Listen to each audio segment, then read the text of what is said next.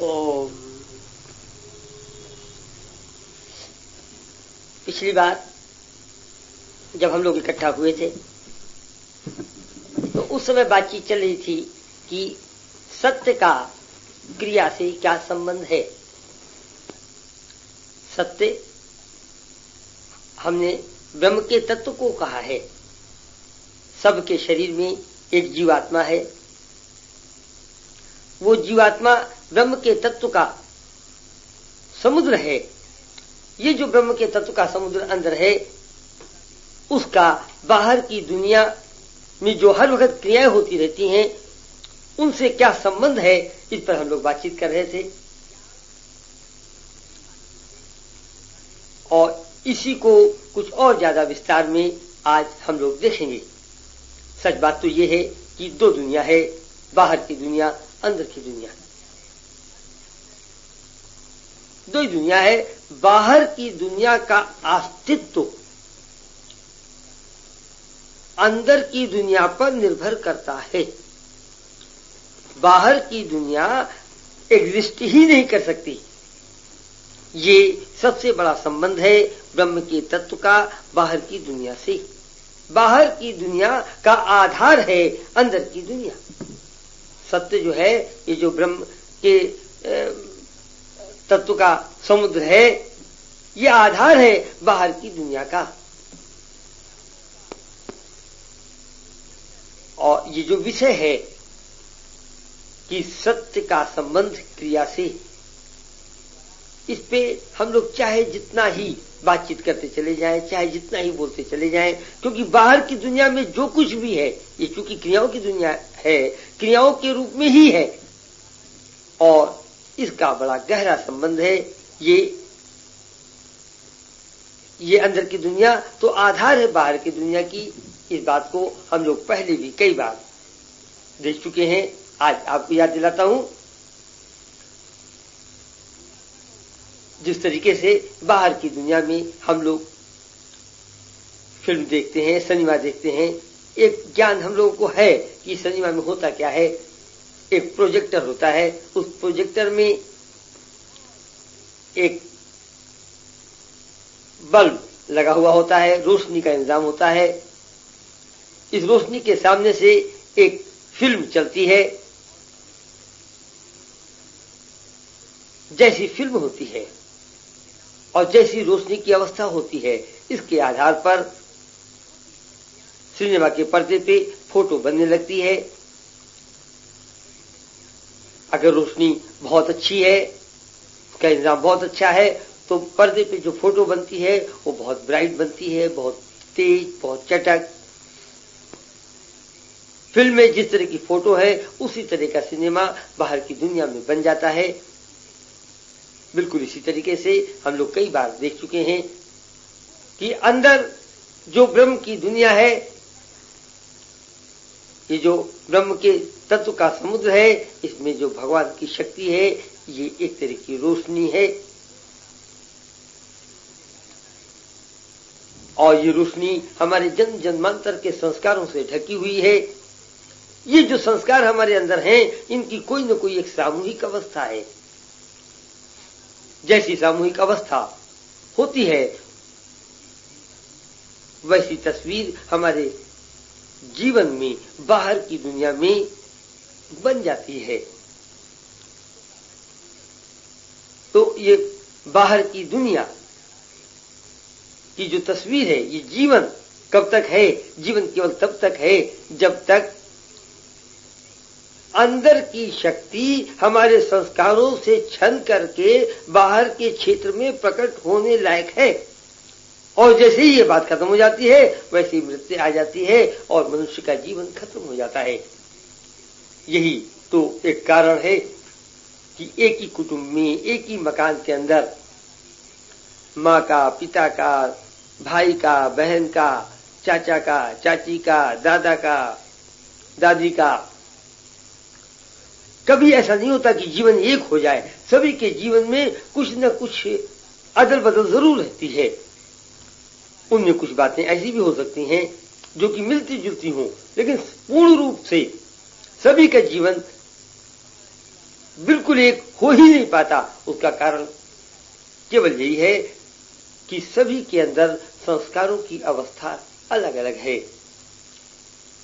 ये बाहर की दुनिया, ये विश्व, ये सृष्टि एक बहुत बड़े सनीमे के पर्दे की तरह है। इसके ऊपर अनंत प्राणियों के अंदर जो जीवात्मा है, उसके आधार पर अनंत सनीमे चल रहे हैं। कोई अपने जीवन में व्यस्त है, अपने जीवन को देखने में व्यस्त है। दूसरे शब्दों में अपने सनीमे, अपना सनीमा देखने में ही व्यस्त है। और कोई क्या है, कोई किसी दूसरे के जीवन में बहुत व्यस्त है, किसी दूसरे में जरूरत से ज्यादा दिलचस्पी ले रहा है, उसका जीवन सुधारने में लगा है या उसका जीवन बिगाड़ने में लगा हुआ है। तो ये क्या बात हुई कि कोई दूसरा का सनीमा जो है, किसी दूसरे के सनीमे में ज्यादा इंटरेस्ट ले रहा है, अपने सनीमे में कम इंटरेस्ट ले रहा है। इस तरीके से हम देखते हैं ये बहुत बड़ी सृष्टि है। ये सृष्टि जिसमें कि सभी का जीवन अपना अपना है, और ये जीवन एक मिथ्या जगत है। इसको बहुत से लोग मायावी रूप भी कहते हैं, मायावी जगत कहते हैं। ये मायावी जगत क्यों कहते हैं? बहुत से लोगों का कहना है कि ये जो मायावी जगत है ये है नहीं, ये एग्जिस्ट नहीं करता। और यही बात थोड़ी देर पहले मैं भी आप लोगों को समझा रहा था। ये बाहर की जगत का एग्जिस्टेंस केवल तभी तक है। ये कब तक है? ये केवल तभी तक है जब तक कि अंदर की शक्ति संस्कारों से छन करके बाहर की दुनिया में आने योग्य है। फिर इसको माया क्यों कहते हैं? माया का शाब्दिक अर्थ है गलतफहमी। ये बात हम लोग कई बार देख चुके हैं। ये बात कि बाहर की दुनिया असली नहीं है, इसका अपना एग्जिस्टेंस नहीं है, इसको अनुभव करने की शक्ति आज के साधारण मनुष्य के अंदर नहीं है।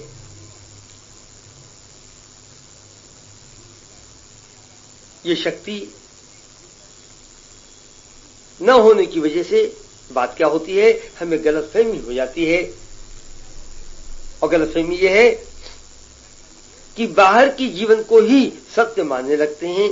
सत्य माने जो वाकई है, और माया माने जो है नहीं, केवल दिखाई पड़ता है।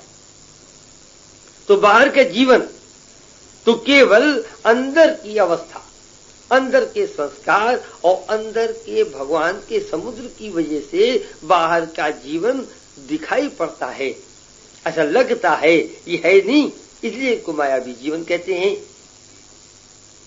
ये जो बाहर की जिंदगी है, इसमें हमने एक गलतफहमी की बात कही। इसके इसी तरीके से धीरे धीरे तरह तरह की गलतफहमियां हमको जीवन में हो सकती हैं। बाहर की जिंदगी गलतफहमियों से भरती चली जाए। माया माने गलतफहमी, एक तरह की गलतफहमी, दूसरी तरह की गलतफहमी, तीसरी तरह की गलतफहमी, हजारों तरह की गलतफहमी, अनंत तरह की गलतफहमियों से हमारा जीवन भर जाए। तो हम क्या कहेंगे? इसी बात को हमारे शास्त्रों में महात्माओं ने कहा कि ये बाहर का जीवन माया भी है। आदमी माया के जीवन के गिरफ्त से दूर हो जाए, ये काम बहुत मुश्किल है, ये आसान काम नहीं है।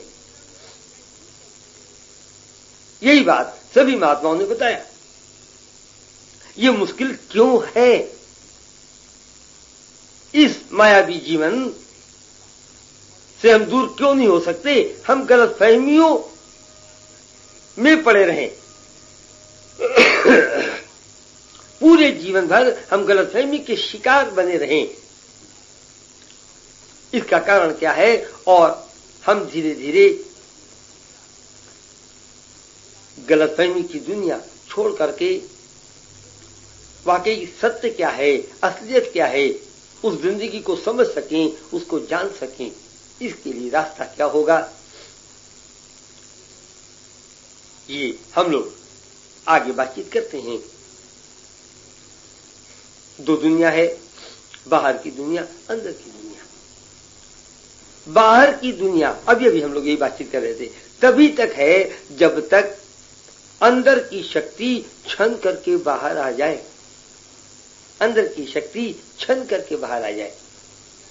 और अंदर की शक्ति में 3 गुण हैं जो कि हम लोग हमेशा ही बात करते चले आए हैं, बार बार आपको याद दिलाना होता है। 3 गुण हैं ब्रह्म के तत्व के, सच्चित आनंद। ब्रह्म सच्चिदानंद स्वरूप है, ब्रह्म का तत्व सच्चिदानंद स्वरूप है। जिस अनुपात में ब्रह्म का तत्व बाहर की दुनिया में और छन करके आता है, और छन करके आता है, और छन करके आता है, जिस प्राणी द्वारा ऐसा होता है, उस प्राणी के जीवन में 3 चीजें उभरती चली आएंगी। सत उभरेगा, चित उभरेगा, आनंद उभरेगा। ये बात हम लोग कई बार देख चुके हैं, आपस में अक्सर बातचीत करते हैं। और हम लोगों ने यह भी पहले बात किया कि ये चित क्या है। हम कभी सोते हैं और कभी जागते हैं। जब हम सोते रहते हैं उस समय हम होश व हवास में नहीं रहते। ये होश क्या है? जब हम होश में नहीं रहते, जब सोते रहते हैं, और जब हम होश में रहते हैं, जागृत अवस्था में रहते हैं, दोनों अवस्था में मूल अंतर क्या है? मूल अंतर यही है, हम लोग अपनी जिंदगी को देखें, किसी रामायण, गीता, किताब, शास्त्र को मानने की बात नहीं है। जब हम जागृत अवस्था में रहते हैं तो क्या होता है, हमारे अंदर कुछ अनुभव की शक्ति रहती है। अनुभव की शक्ति को होश कहते हैं, यही होश की परिभाषा होगी।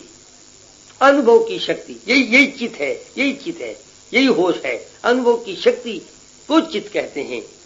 तो अनुभव की शक्ति कहां से पैदा हो रही है? किसी के अंदर अनुभव की शक्ति कम है, किसी के अंदर अनुभव की शक्ति ज्यादा है। लेकिन सवाल यह है कि अनुभव की शक्ति आती कहां से है? अनुभव की शक्ति ब्रह्म के तत्व से निकलती है। जो जो ब्रह्म का तत्व उभरता है, ये अनुभव की शक्ति बढ़ती है। ये जो हमारे संस्कार हैं, ये बादल की तरह हैं। जितने घने बादल होते हैं, जितने घने संस्कार होते हैं, उतनी कम शक्ति बाहर आती है। दूसरे शब्दों में होश कुछ कम होता है। ये सृष्टि 2 जगत में बटी हुई है। हर प्राणी का जीवन 2 हिस्से में बटा हुआ है, उसके बाहर की दुनिया का जीवन और अंदर की दुनिया का जीवन। होश, अनुभव की शक्ति, जिनके बाहर की दुनिया में कुछ शक्ति कम प्रकट हो रही है, ब्रह्म का तत्व कम आ रहा है, कुछ संस्कार इतने ज्यादा घने हैं कि भगवान की शक्ति बहुत ज्यादा नहीं प्रकट हो पा रही है। वहां पर कितना स्वाभाविक है ये बात समझना कि होश कुछ कम तो होगा ही, होश कुछ कम होगा। ये जो छोटा होश है, जब होश कम होता है तो क्या होता है, हम बाहर की दुनिया अनुभव कर लेते हैं, लेकिन अंदर की दुनिया अनुभव नहीं कर पाते। ऐसा क्यों होता है? बाहर की दुनिया स्थूल जगत है, अंदर की दुनिया सूक्ष्म दुनिया है, बारीक दुनिया है। अब फिर अपनी जिंदगी के आधार पर देखिए, समझने की कोशिश करें हम लोग। बारीक चीज को अनुभव करना बहुत मुश्किल है। किसी के सर से एक बाल तोड़ करके किसी के हाथ पर रख दें, क्योंकि वो बहुत बारीक है, बहुत सूक्ष्म है, उसमें कोई वजन नहीं है। बिना आंख से देखे हम बता ही नहीं सकते कि मेरे हाथ में बाल रखा हुआ है कि नहीं। इसके विपरीत यदि हम कोई भारी सामान उठा लें, 1 किलो का, 2 किलो का कोई झोला उठा लें, तो तुरंत महसूस करने लगते हैं कि हमारे हाथ में कुछ है। इस स्थूलता को महसूस करना आसान है। सूक्ष्म चीज को महसूस करने के लिए कुछ ज्यादा ऊंची जाग चाहिए, कुछ ऊंचा होश चाहिए। जब बहुत ज्यादा उभरता है केवल तभी सूक्ष्म चीजों का अनुभव होता है, और जब तक चित्त बहुत ज्यादा नहीं उभरता तब तक बारीक चीजों का अनुभव नहीं होता। तो अब कितना आसान है इस बात को समझना कि आज का जो साधारण मनुष्य है, जिसकी जीवात्मा बहुत उठी हुई नहीं है, जिसके अंदर के संस्कार बहुत ज्यादा घने हैं, जिसके बाहर के क्षेत्र में, बाहर के वातावरण में अंदर की दुनिया से भगवान की शक्ति ज्यादा प्रकट नहीं हो पाती, जिसकी दुनिया में चित्त की कमी है, वो बाहर की जगत को तो अनुभव कर लेता है, लेकिन अंदर की जगत को अनुभव नहीं कर पाता। हम लोग धीरे धीरे बहुत आसानी से ये बात समझ लेते हैं कि होश ही दो तरह के हैं, मोटे तौर से बाहर का होश, अंदर का होश। आज का साधारण मनुष्य जिसको बाहर की दुनिया का होश है, उसके पास तीन तरह के होश हैं, तीन तरह की। इस होश को अंग्रेजी में क्या कहेंगे? कॉन्शियसनेस। हिंदी में जाग भी कह सकते हैं, उर्दू में होश कहते हैं, क्योंकि होश शब्द ज्यादा समाज के अंदर प्रचलित है। ये वो भाषा है जो आप ज्यादा आसानी से समझते हैं, इसीलिए बार बार मैं होश वर्ड दोहराता हूं। मेरा मकसद तो केवल ये है कि मैं जो कुछ कहूं वो आप ज्यादा अच्छी तरह समझ सकें। तो तीन तरह के होश एक मामूली आदमी के पास हमेशा ही रहता है। वो कभी सोता है और कभी जग जाता है। जब निद्रा की अवस्था में रहता है, घोर निद्रा की अवस्था में रहता है, तो वो बाहर की जगत को भी अनुभव करने लायक नहीं रहता।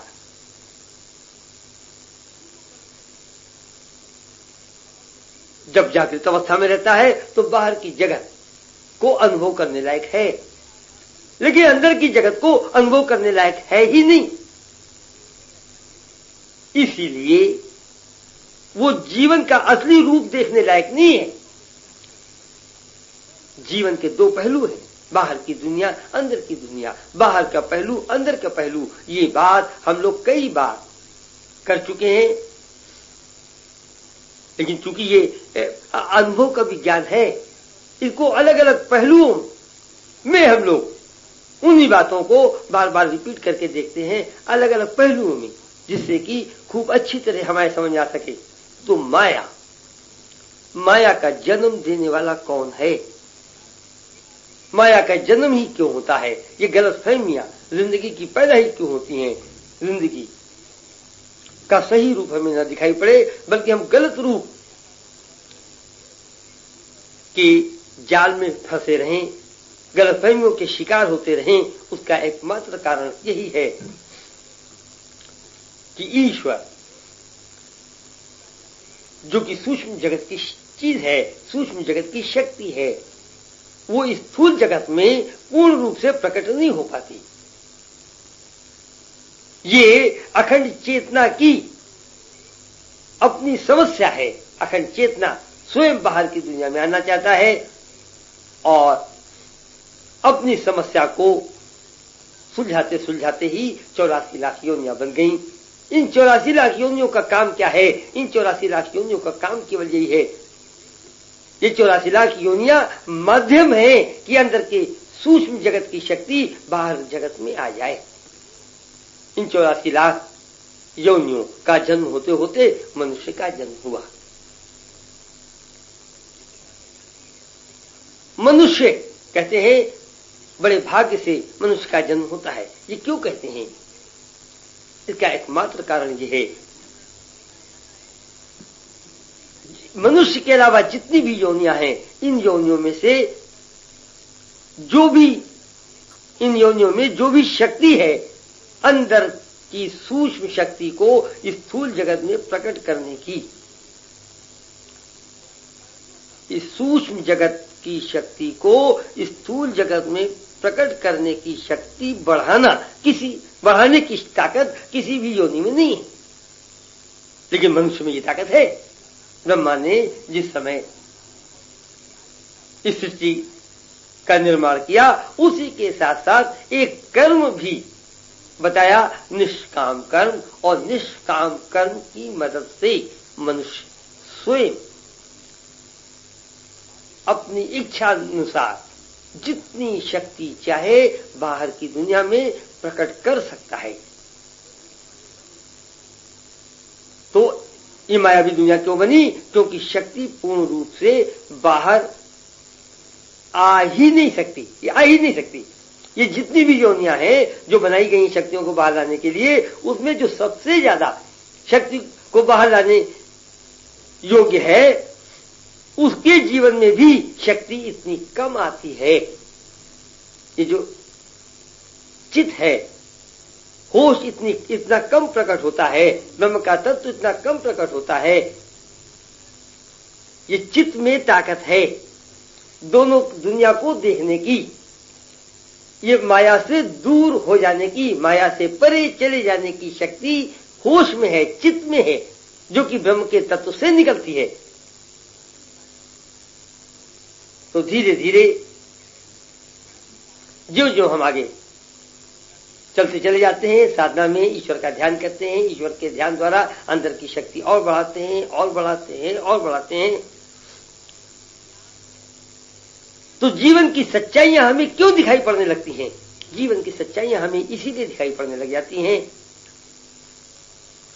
क्योंकि हमारा होश बढ़ने लगता है।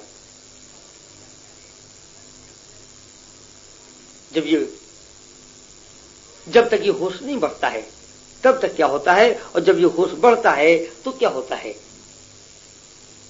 जिस तरीके से वो मनुष्य जिसको अंग्रेजी विषय में गलतफहमियां ज्यादा है, वो अंग्रेजी गलत बोलता है, अंग्रेजी गलत लिखता है, जिसको गणित के क्षेत्र में गलतफहमियां ज्यादा है, वो जो भी सवाल करने की कोशिश करता है उसमें गलती हो जाती है।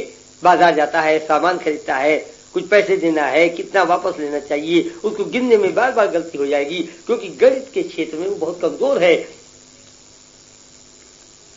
गणित का एक ऐसा क्षेत्र है जहां पर कि कुछ गलतफहमियां ज्यादा हैं उसके अंदर। बिल्कुल इसी तरीके से जीवन का ज्ञान इस होश में है।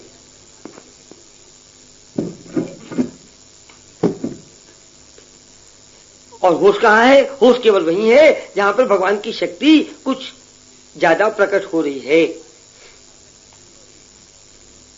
और भगवान की शक्ति पूर्ण रूप से प्रकट हो ही नहीं सकती।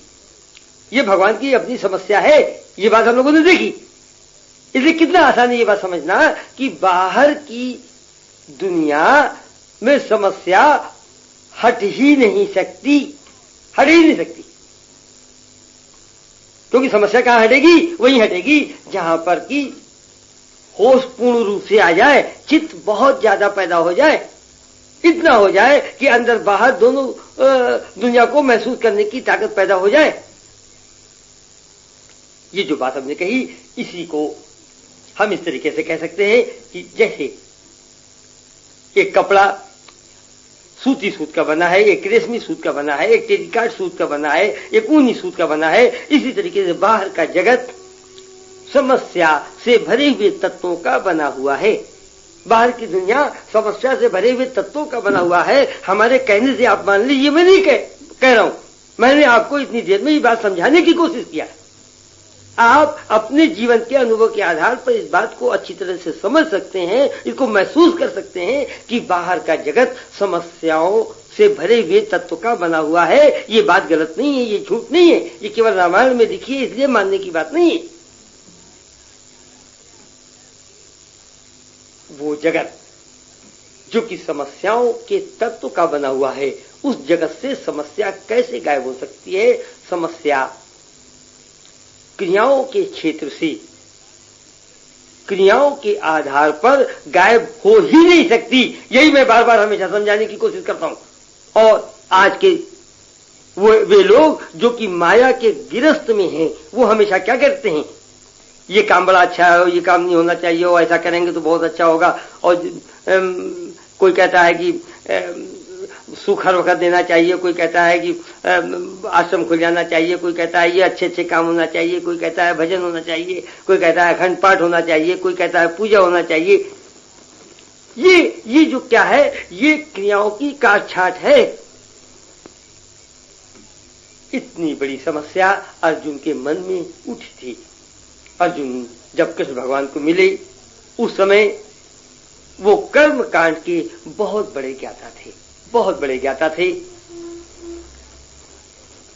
कर्म कांड की जो शिक्षा थी उसके आधार पर जितना भी उनके हृदय का विकास हो सकता था उतना हो चुका था, जितना बुद्धि का विकास हो सकता था उतना हो चुका था। और इतनी उठी हुई अवस्था में उन्होंने कृष्ण भगवान से ये कहा कि इतनी उठी हुई अवस्था में जब हमारे जीवन में इतनी समस्याएं हैं तो एक अज्ञानी की क्या बात कही जाए। और उस समय कितना सुंदर रास्ता कृष्ण भगवान ने निकाला, कितना सुंदर रास्ता उनको बताया, उस रास्ते की व्याख्या बताई कि ये जो मायावी दुनिया है, इस मायावी दुनिया की जो तकलीफें हैं, जो समस्याएं हैं, जो प्रॉब्लम्स हैं, उनसे कैसे दूर हुआ जा सके। और देखिए उन्होंने क्या कहा, उन्होंने कहा कि यदि बाहर की समस्याओं से मुक्त होना चाहते हो तो करना क्या है, इस समस्याओं का क्षेत्र ही थोड़ी देर के लिए छोड़ दें, ये रास्ता है। हम बाहर क्रियाओं के क्षेत्र में रहते हैं और क्रियाओं के क्षेत्र से समस्या हट ही नहीं सकती। तो रास्ता क्या है, रास्ता केवल ये है कि 24 घंटे में से थोड़ा सा समय निकाल करके आधा घंटे 2 बार 3 बार 4 बार कहीं एकांत में अंधेरे में बैठ जाए और उससे क्या होगा कि समस्या का क्षेत्र ही छूट जाएगा। अब समस्या का क्षेत्र ही छूट जाएगा तो इससे हमारी समस्याएं कैसे दूर होंगी ये देखने की बात है। और अब हम लोग विस्तार से बातचीत करते हैं।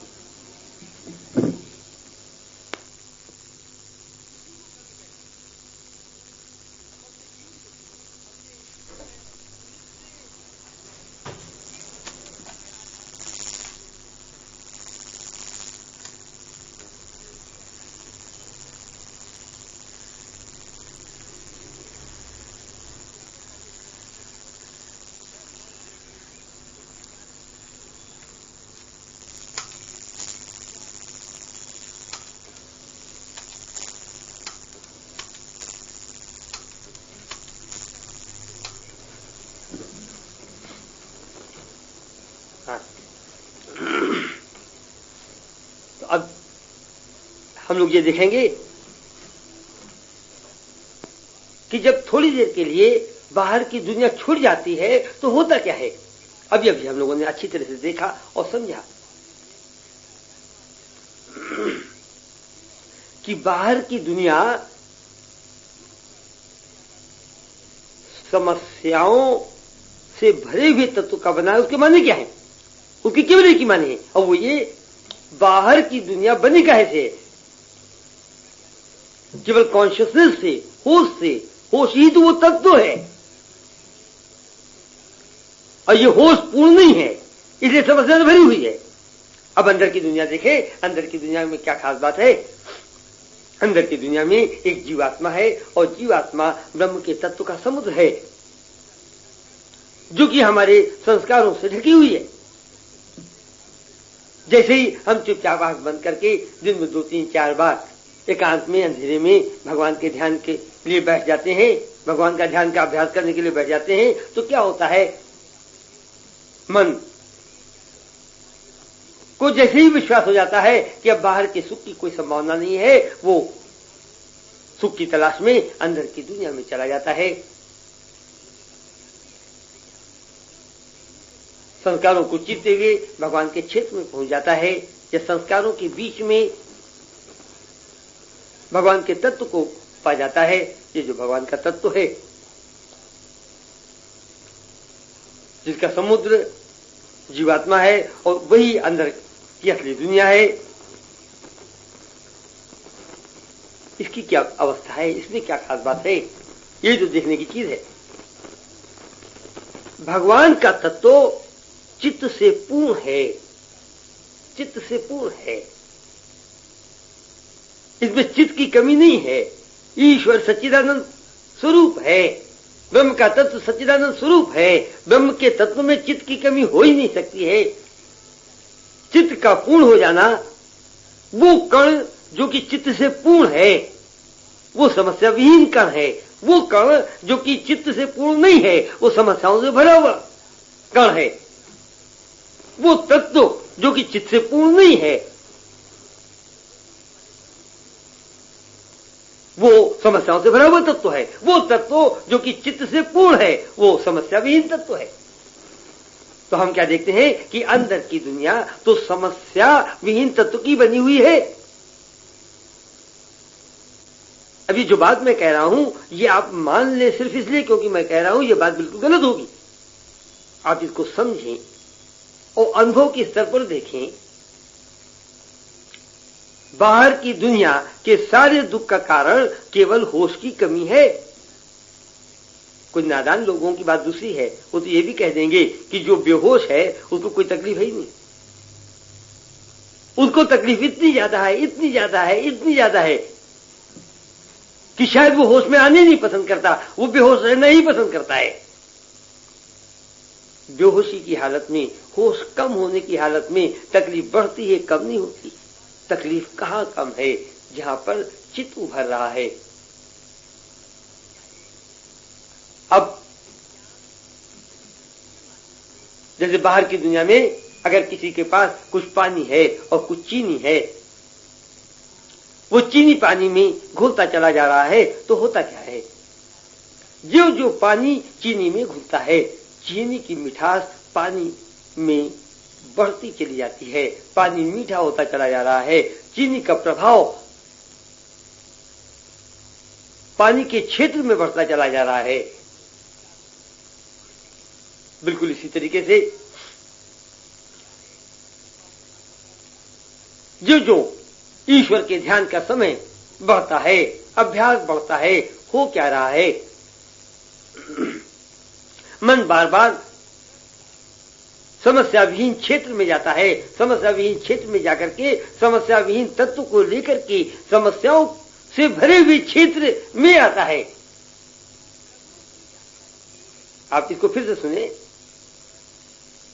मन समस्या विहीन क्षेत्र में जाकर के समस्या विहीन तत्व को लेकर के समस्याओं से भरे हुए क्षेत्र में आता है। बिल्कुल उसी तरीके से जैसे चीनी पानी के क्षेत्र में चला जाता है।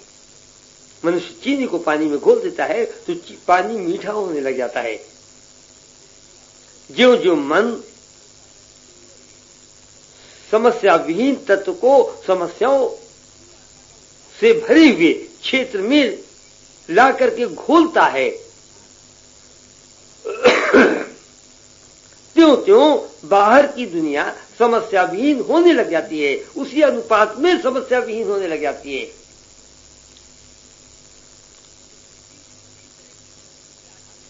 ये इतना सुंदर तरीका किस भगवान ने बताया।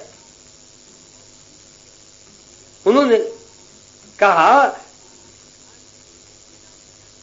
कि बाहर की समस्याओं से दूर होने का ये एक तरीका है। लेकिन आज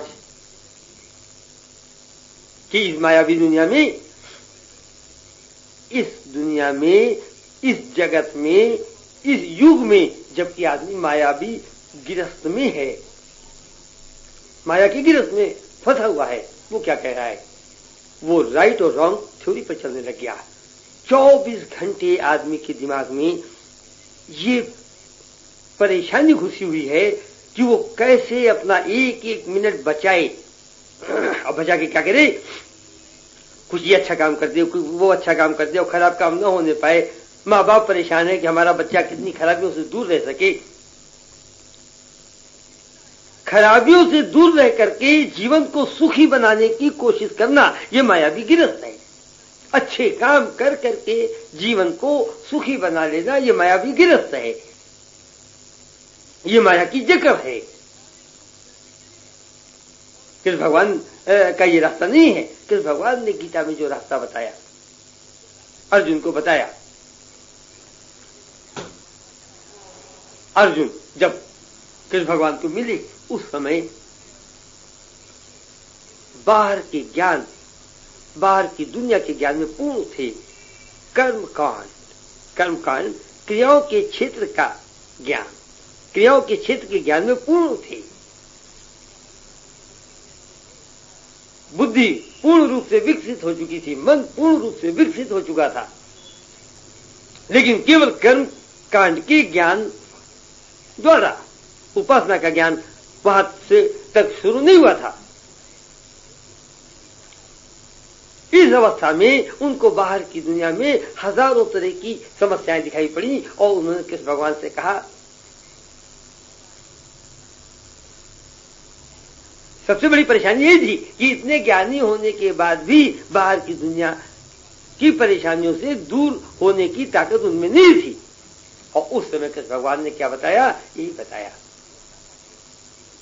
कि जब तक समस्याओं का क्षेत्र नहीं छूटेगा तब तक समस्याएं खत्म नहीं होंगी। और यही बात बार बार कह करके हम आप लोगों के दिल दिमाग में अच्छी तरह बैठा देना चाहते हैं कि जब तक क्रियाओं के क्षेत्र में रह करके क्रियाओं की काट छाट में लगे रहेंगे, आपके जीवन से दुख नहीं मिटने वाला।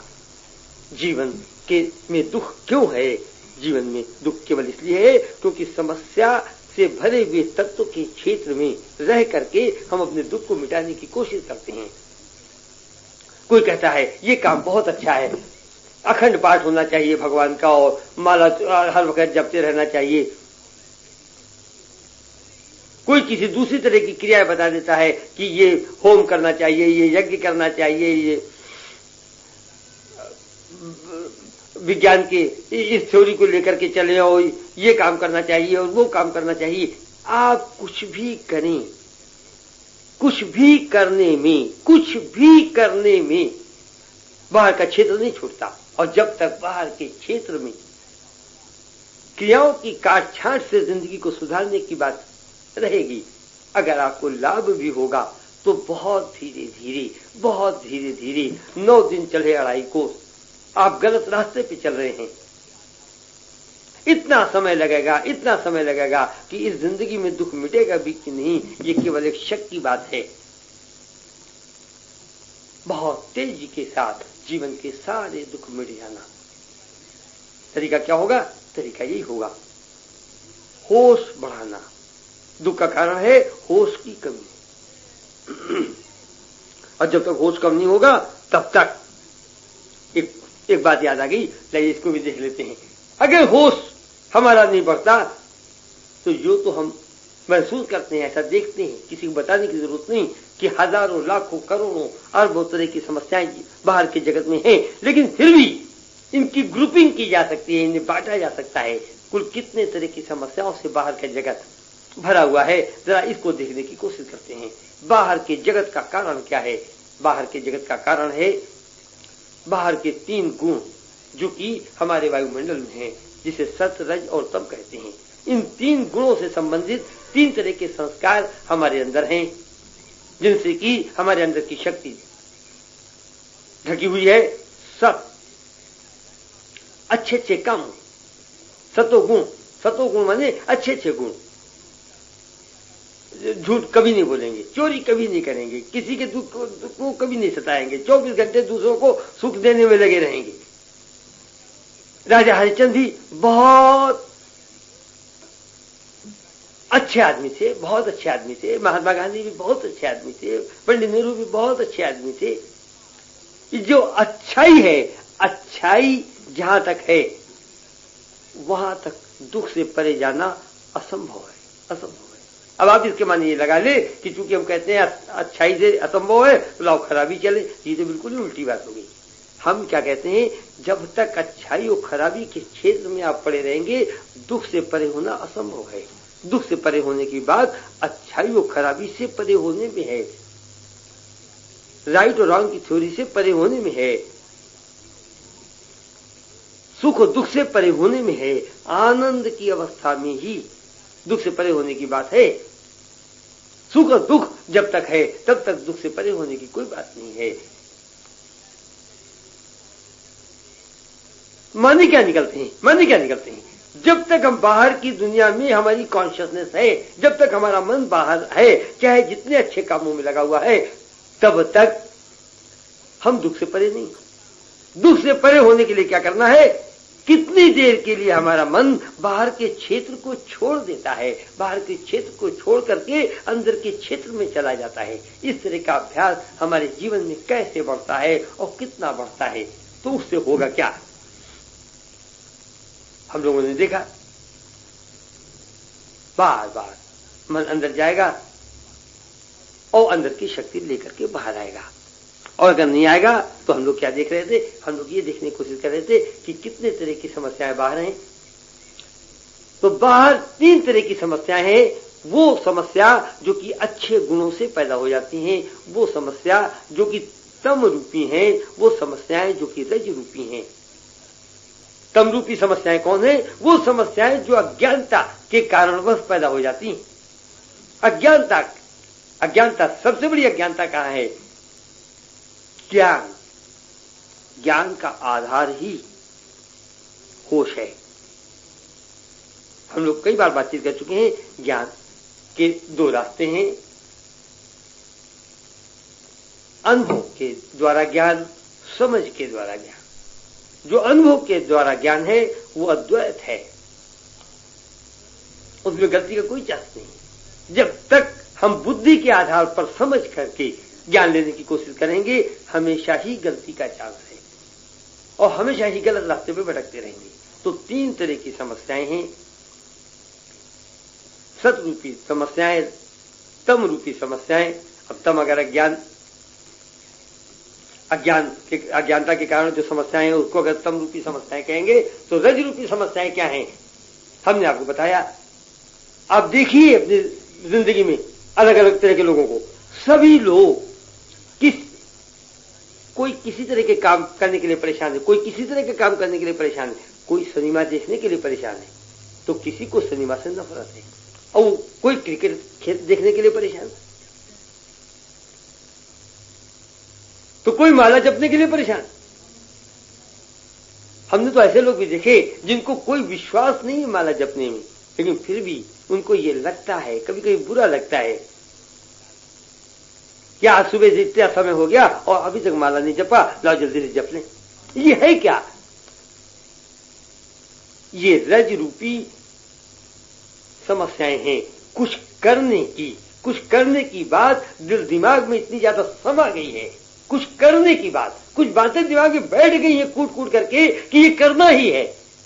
इस तरह की समस्याओं को रज रूपी समस्याएं कहते हैं। और इसलिए हम क्या देखते हैं कि ये बाहर का जगत 3 तरह की समस्याओं से भरा है, सत रूपी समस्याएं, तम रूपी समस्याएं और रज रूपी समस्याएं। अब सवाल ये है, ये तीनों समस्याएं हैं कहां पर? इन तीनों समस्याओं का क्षेत्र कहां है?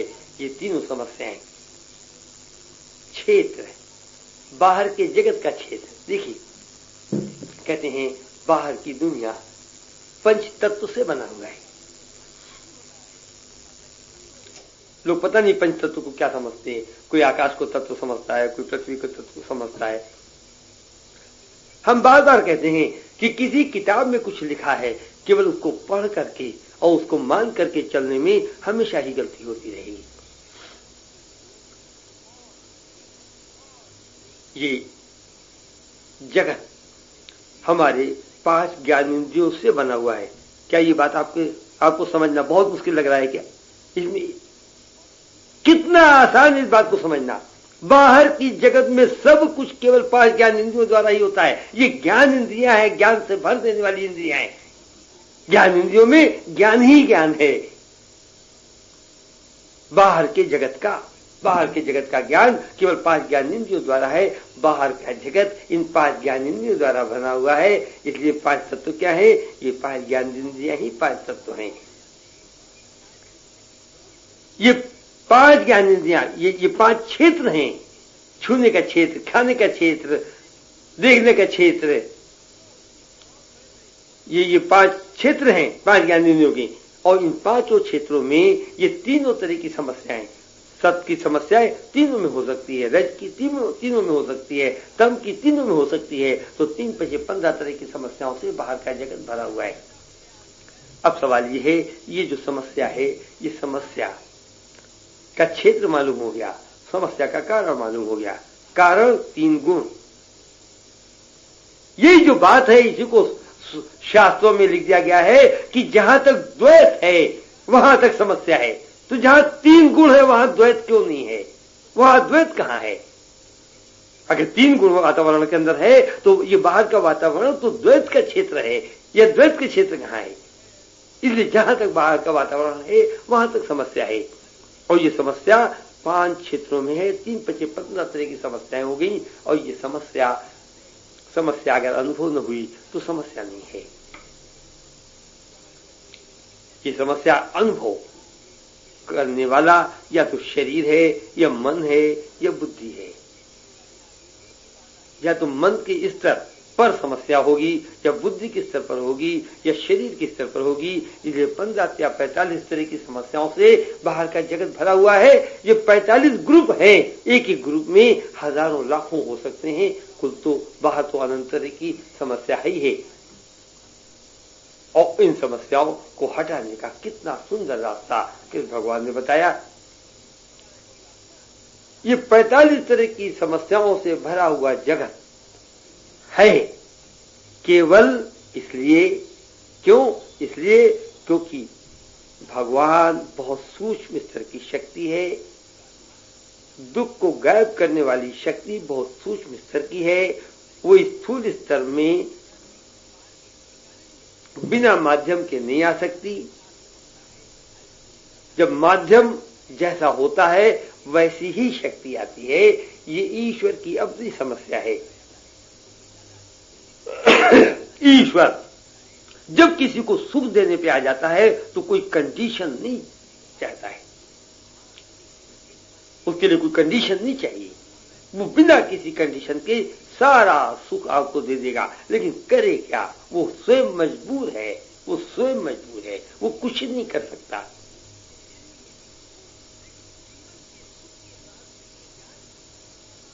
तो अगर वो नहीं कर सकता तो करेगा कौन? वो जहां तक कर सकता था उसने कर दिया। उसने क्या कर दिया? उसने 84 लाख योनियां बना दिया। इन योनियों के माध्यम से अंदर की शक्ति बाहर आ जाए। जो सबसे उच्च स्तर की योनि थी वो मनुष्य की थी। और इस योनि के साथ साथ उसने कर्म बना दिया और कह दिया कि इस कर्म की मदद से मनुष्य जितना चाहे वो अंदर के होश को बाहर ले आए। 2 दुनिया है, अंदर की दुनिया, बाहर की दुनिया। अंदर का होश, बाहर का होश। बाहर की दुनिया का आदमी एक मामूली साधारण मनुष्य 3 अवस्था में है। या तो जागृत अवस्था में है, या स्वप्न की अवस्था में है, या सोती हुई अवस्था में है। जब मनुष्य निष्काम कर्म के रास्ते पे चलता है तो होता क्या है? धीरे धीरे धीरे उसके अंदर होश पैदा होता है। ये चौथा होश है। 3 होश मैंने बता दिया। चौथा होश क्या है? चौथा होश है कि अंदर की दुनिया भी कोई दुनिया है, ऐसा कुछ उसको महसूस होने लगता है। जो जो उसको महसूस होने लगता है, फिर क्या होता है? बाहर की जगह देखिए। किस बाहर विज्ञान के क्षेत्र में वैज्ञानिक आगे कैसे बढ़ता चला जा रहा है? केवल इस आधार पर कि उसे कुछ शक हो जाता है कि जो ज्ञान है, ये गणित का ज्ञान है, इससे कुछ आगे जा सकते हैं। ये भौतिक शास्त्र का ज्ञान है, यहां से कुछ आगे संभावना है। ये रसायन शास्त्र का ज्ञान है, इससे आगे कुछ संभावना है। इसी तरीके से आध्यात्म के क्षेत्र का वैज्ञानिक जैसे ही अंदर की दुनिया के बारे में कुछ महसूस करने लगता है, वो कुछ और महसूस करने के लिए एक्साइटेड होने लग जाता है, एंग्शियस होने लग जाता है। उसके अंदर कौतूहल एक जागने लग जाता है कि वो अंदर की दुनिया को और जाने और अंदर की दुनिया को जानने के लिए कौतूहलवश वो निष्काम कर्म के क्षेत्र में और आगे बढ़ता है। और धीरे धीरे धीरे अंदर की दुनिया को और जानता है, और जानता है, और जानता है। जो जो वो अंदर की दुनिया को जानता है त्यों त्यों उसके बाहर की दुनिया समस्या विहीन होने लग जाती है। ये बाहर की मायावी दुनिया समस्या विहीन होने लग जाती है। ये क्रियाओं का क्षेत्र ही मायावी दुनिया है। और बात चल रही थी कि सत्य का क्रिया से क्या संबंध है। दूसरे आज हम लोग क्या बात कर रहे हैं कि ये मायावी क्षेत्र, कि मायावी दुनिया का क्रिया से क्या संबंध है, एक ही बात है। चाहे सत्य का क्रिया से संबंध अगर जानना है तो इस मायावी दुनिया का क्रिया से संबंध जानना बहुत जरूरी है। और यही आज हम लोगों का टॉपिक है। माया पैदा कहां से होता है, माया हटती कैसे है। माया हटाने वाला होश है, माया पैदा करने वाला होश की कमी है। होश के क्षेत्र में हम आगे चलें, इसको शिक्षा का रूप दें। जैसे स्कूल में जाते हैं, कॉलेज में जाते हैं, धीरे धीरे गणित बहुत ऊपर तक के लगाने लग जाते हैं, धीरे धीरे अंग्रेजी बहुत ऊंचे स्तर की बोलने लग जाते हैं, हिंदी बहुत अच्छी बोलने लग जाते हैं, बहुत अच्छी लिखने लग जाते हैं। इसी तरीके से हम होश बढ़ाते चले जाएं, निष्काम कर्म का समय बढ़ता चला जाए, अंदर का होश बढ़ता चला जाए, आनंद बढ़ता चला जाए, चित्त बढ़ता चला जाए, सत बढ़ता चला जाए, तो क्या होगा, अंदर के का समस्या विहीन तत्व समस्याओं के क्षेत्र में, समस्या विहीन तत्व में क्या खास बात है, वो अंदर की कॉन्शियसनेस बाहर की कॉन्शियसनेस के साथ। देखिए यही मायावी दुनिया को खत्म करने का तरीका है। मायावी दुनिया को खत्म करने का यही तरीका है, अंदर की होश बाहर के होश के साथ साथ रहने लगे। द को existence of inner consciousness with the outer consciousness, यही तरीका है बाहर की सारी समस्याओं को हटाने का, इनर कॉन्शियसनेस। तो जैसे हमने देखा कि बाहर की जाग, बाहर का होश तीन तरह में बटा हुआ है। आदमी कभी सोता है, सोते समय बाहर की चीजों को अनुभव करने की ताकत खो देता है, स्वप्न की अवस्था में रहता है, उस समय केवल अपने संस्कारों को अनुभव कर पाता है, कुछ उभरते हुए संस्कारों को अनुभव कर पाता है जिसकी कोई मान्य उसकी जिंदगी में नहीं होते हैं, अंदर का कूड़ा कबाड़ है। फिर जागृत अवस्था में आता है, बाहर की दुनिया को अनुभव करने लगता है, गर्मी अनुभव करता है, ठंडक अनुभव करता है, मनुष्य को अनुभव करता है, पांच ज्ञानेंद्रियों के क्षेत्र को अनुभव करता है। जब धीरे धीरे और आगे बढ़ता है तो पांच ज्ञानेंद्रियों से परे क्षेत्र को अनुभव करता है, सूक्ष्म जगत को अनुभव करता है। और इस सूक्ष्म जगत में भी बिल्कुल उसी तरीके से जैसे बाहर के जगत है, तीन तरह की का होश अंदर के जगत में भी है। और इन तीन तरह की होश की क्या खास बात है, क्या खास पहचान है, आज हम लोग इस बात को देखेंगे। और ये तीन जो खास बात है अंदर के होश की, ये बाहर के मायावी जगत को हटाने में कितनी मदद करती है, बाहर की सारी गलतफहमियों को दूर करने में कितनी मदद करती है, हमारे समस्याओं को जीवन से बिल्कुल हमेशा हमेशा के लिए खत्म कर देने में कैसे मदद करती है, इस बात इन सब बातों को हम लोग विस्तार पूर्वक देखेंगे।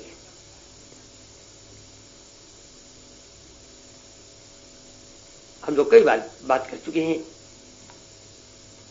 मन की चार अवस्थाओं की बात भी कुछ दिन पहले हमने बताई थी। और हमने जब मन की चार अवस्थाओं की बात बताई थी तो हमने क्या कहा था कि ज्यों-ज्यों ईश्वर के ध्यान का अभ्यास बढ़ता है, होता क्या है, मन एक्सपर्ट होता चला जाता है, अंदर की दुनिया में विचरण करने में, ब्रह्मचर्य के क्षेत्र में एक्सपर्ट होता चला जा रहा है। नाम लेत भव सिंधु सुखाई, ऐसी अवस्था मनुष्य की होने लग जाती है।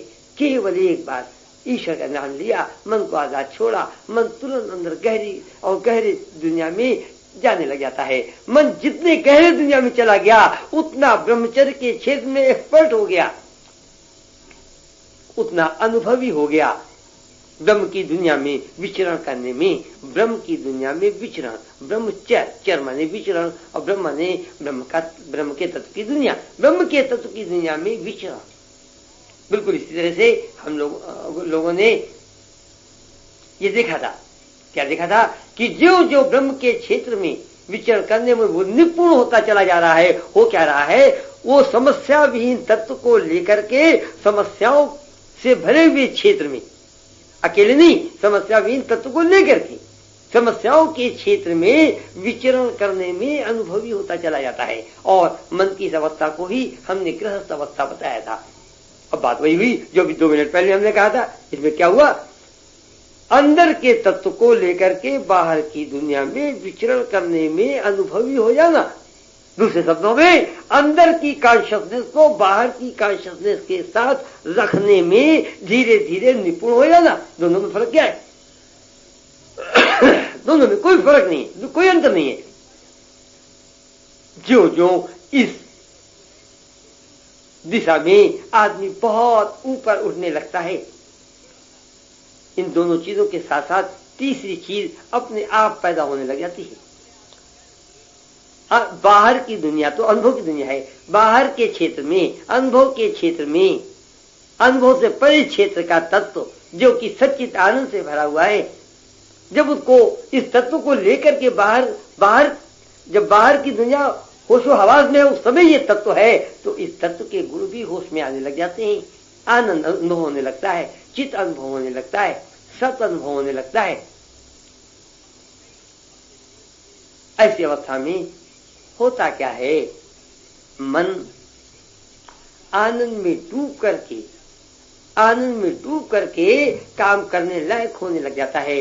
मन बेमन से कोई काम ही नहीं करता है, हर वक्त प्रसन्न चित्त रहता है, सारे दुखों से हमेशा परे रहता है, आनंद की दुनिया में डूबा रहता है, स्वर्ग में रहता है।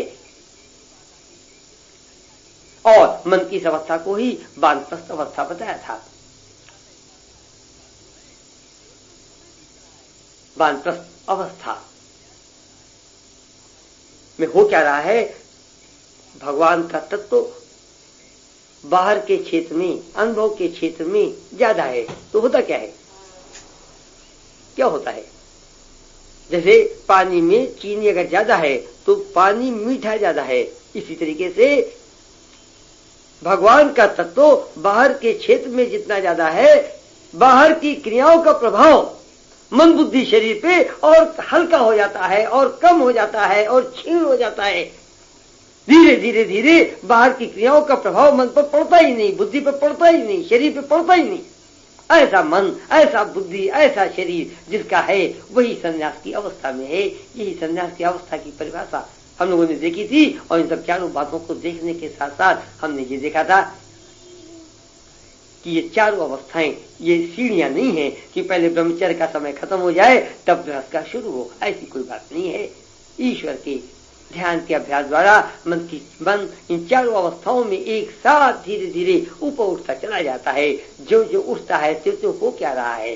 हो केवल ये रहा है कि अंदर की कॉन्शियसनेस बाहर की कॉन्शियसनेस के साथ क्रियाओं के समय, फिर धीरे धीरे स्वप्न अवस्था के समय और आगे चल करके गहरी निद्रा के समय भी बाहर की जितनी भी ये तीन अवस्थाएं हैं होश की, बाहर की तीन अवस्थाएं हैं, गहरी निद्रा, स्वप्न की अवस्था, जागृत अवस्था, इन तीनों अवस्थाओं में अंदर के आनंद को महसूस करना, ये ब्राह्मी चेतना की अवस्था है।